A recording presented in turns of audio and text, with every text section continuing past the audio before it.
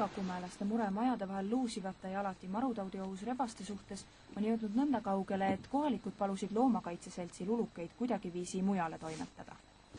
Tuleb see vastu, aga kinni. Püüame nad ükshaaval kinni, viime kuskile sügavamasse metsa ja edasine on siis juba nende teha, et kas nad elavad väga kaua või jäävad jahimehe püsi ette, aga meie ei tapa. Valneri sõnul on rebaste plahvatusliku arvukuse taga mitu põhjust, olgu see siis soe talv, rebasepoegade mõtlematu toiduga harjutamine või siis jahimeeste vilets töö. Selle hakklihaportsuga loodab Valner esimese rebase kinni püüda vähemalt paari päevaga. Misukast asja siin küll pole olemas. Aleksander on siinkandis elanud ja õngitsenud aastakümneid ja kavatseb jätkata vähemalt senikaua, kuni kaldepealset ehitustöö vallutanud ei ole. Mõte rebaseid puuris linnast välja viia paneb kaluri aga muigama. No karjaviisi ei ole, aga ikka on niimoodi, et üks suur rebane on toonud väikseid rebaseid ja siis nemad lihtsalt hakkasid siin elama. Aleksander oskab meid juhatada isegi endise Sigala varemetini, kus rebased end sisse olevat seadnud.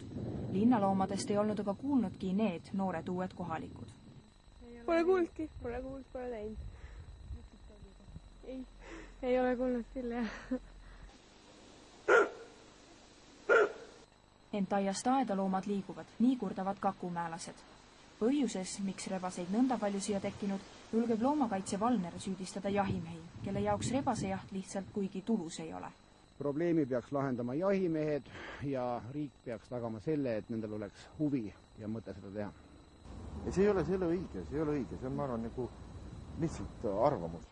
Jahimeeste seltsi direktori Margus Puusti sõnul on jahimehi süüdistada laiskuses alusetu, sest rebasejaht viimase 5-7 aasta jooksul oluliselt vähenenud ei ole. Ent linnaeluga kohanenud rebast linnast lõplikult välja toimetada on võimatu.